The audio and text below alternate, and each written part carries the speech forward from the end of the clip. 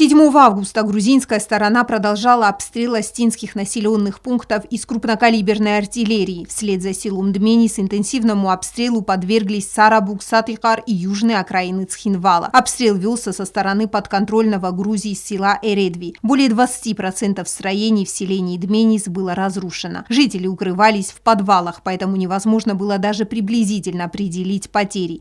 По сообщениям пресс-службы Министерства обороны Республики Южная Осетия, следовало, что к селу Дменис стягивалось еще больше подразделений грузинских вооруженных сил. Огонь велся со стороны грузинских населенных пунктов Никос и Эргнит. Огонь по окраинам Цхинвала не прекращался в течение всей ночи. В результате обстрела грузинскими военными подразделениями в больницу были доставлены раненые. В результате ночного обстрела грузинскими военными подразделениями Республики Южная Осетия в городскую соматическую больницу оперативно были доставлены 18 раненых из сел Цхинвальского и Знаурского районов. Еще 11 человек поступили с ранениями средней степени тяжести. Как сообщалось позже, из Наурского района в соматическую больницу везли еще 6 раненых. В тот же день, ближе к вечеру, в результате обстрела села Хитагурова Цхинвальского района было убито 2 мирных жителя, и несколько человек получили осколочные ранения. Из-за обстановки, сложившейся в зоне конфликта, мониторинг со стороны миротворческого контингента был временно прекращен.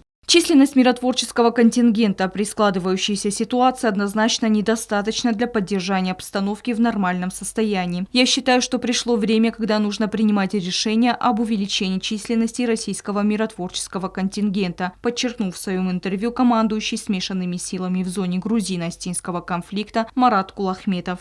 7 августа последней публикацией на страницах информагентств стало сообщение о начавшемся штурме Цхинвала вооруженными силами Грузии. Грузинская артиллерия начала массированный обстрел спящего города. Огонь из реактивных систем залпового огня «Град», а также орудий и миномета велся со стороны приграничных с нашей республикой грузинских территорий с Горийского направления. Большинство снарядов разрывались в центре города. Яна Плиева, Оксана Татаева. Информационный выпуск сегодня.